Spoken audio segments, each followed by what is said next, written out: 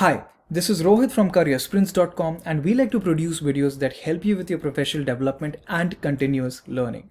Now in this video, I would like to talk about how procurements are managed in an agile world vis-a-vis waterfall style development. Now let's start this video by looking at one of the Agile Manifesto statements about customer-vendor relationships, which goes on to say this: customer collaboration over contract negotiation. Now, this is an important statement because in the world of Agile, this shifts the thinking from just agreeing and enforcing contracts to truly having a collaborative relationship between buyers and sellers. For example, sometimes we may get stuck on quibbling over minute or ill-informed details in a contract, or concerning ourselves with checking off contract items. Unfortunately, in several instances, this kind of thinking draws the attention away from focusing on getting value. Getting agreed items delivered in a contract are important, but not more so than delivering solutions that bring value to an end user. Some Agile principles help reinforce the Agile thinking of managing contract-related relationships. For example, Principle 2 says, allow changes to occur even late in development, a thought process that is discouraged in waterfall-style development due to the costs associated with such changes. A vendor who follows Agile will understand, accept, and embrace the idea that sometimes customers need to change their requirements due to pressing business needs. Thus, vendors with an Agile mindset will be more open to change.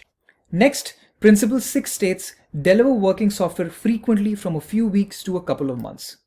Hence, Agile principles encourage incremental delivery of value. So as vendors deliver value per sprint or iteration, they're always going back to the customer asking for feedback. This collaborative relationship between customers and vendors enables delivery of value to the end user.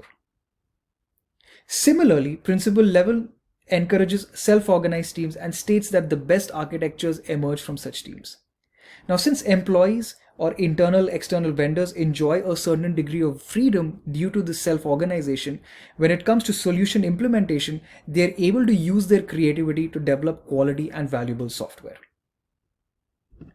Now let's draw our attention to some differences between how procurement management differs from predictive versus an agile setup. Under predictive, contracts include fixed requirements, extensive documentations such as project plans and other subsidiary plans. All of these plans can be quite elaborate, and vendors are expected to follow and deliver work according to these plans. However, since Agile is all about empirical process control, vendors deliver working functionality at the end of the sprint, and customer feedback is incorporated per sprint. Since vendors are adapting the product per sprint, Agile contracts allow for more flexibility to deal with such scope changes. Secondly, contract negotiations can be quite challenging, tedious, and stressful, especially when it comes to fixed price contracts.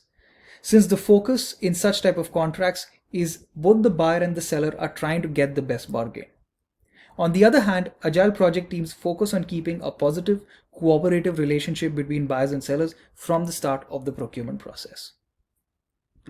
Lastly, changing vendors can be quite challenging, since changing vendors can be costly and time-consuming in a predictive setup and may also require a long transition. In Agile, vendors deliver working functionality at the end of each sprint, and hence, if vendors change mid-project, the new vendor can immediately start delivering requirements for the next sprint. Now let's talk about some type of contracts that might work in an Agile managed project. The first type of contract I would like to talk about is called capped time and materials contract. You may have probably heard of time and materials contract. Now, in simple terms, a time and materials contract is a contract where a single vendor or a vendor who has a team gets paid for the time, the raw materials, and the resources invested in the project. So the longer the time and materials invested by the vendor, the higher the payment. Now, this type of contract can be misused by vendors to the disadvantage of the customer if the amount paid is not capped. Hence, a capped time and materials contract is used, which basically is useful for both the customer and the vendor, because the vendor gets paid for the time and resources invested in the project, and the customer has protection in terms of the maximum amount of money they will pay for the work delivered. The next type of contract is called a target cost contract. In a target cost contract, the parties agree on a final price for the delivery of a product or a service. This price has to be realistic and take into consideration the supplier's cost to produce the goods or services. It needs to include the supplier's fee and needs to also account for the supplier's risk. The underlying goal of this sort of a contract is to incentivize the supplier to fulfill the contract at a lower cost than the target cost. Now, in the event that the supplier is able to spend less than the target cost, both parties to the agreement will share in the savings. However, in the event the supplier exceeds the target cost, both parties will need to share the financial burden. This type of contract is similar to a cost plus incentive fee contract covered in the PMBOK 6th edition. Now, the third type of contract I'd like to talk about is called an incremental delivery contract. Now, in an incremental delivery contract, there are predetermined review points written into the agreement. This basically allows for a longer project to be broken down into several distinct mini projects. At each review point, the parties can evaluate the performance up to that point and decide whether they wish to modify the arrangement or continue as planned or even terminate the contract altogether. Think of your Netflix subscription. You keep paying for it for as long as you see value in it, and then you cancel it when you see that the value has been delivered and you don't need it anymore. Now, this type of contracting method is commonly used in the development of software and other technological tools, as the incremental approach allows for a gradual building of the needed product. Another thing to note is that in this type of contract, the vendor will deliver the most valuable components of the system to the customer early, and each subsequent increment will simply add other features in order of priority. This type of contract too incorporates a great deal of flexibility and allows for ongoing improvements rather than a fixed timeline with concrete requirements. So there you go. I've just explained how procurements are managed in an agile environment. If you like this video, please do hit the like button and subscribe to our channel for more useful videos such as this one. Thank you. Also, before you leave, I quickly wanted to talk about the free PMP virtual class that we conduct a couple of times in a month. Now, with this free class, we cover a lot of useful information about the PMP, such as all the changes that have been made to the PMP exam in 2021, any books and resources that you can leverage for the PMP certification exam preparation, any pitfalls to avoid while preparing for the exam, and what steps you can take to gain the certification successfully. Additionally, we also teach at least one chapter for free from the PMBOK.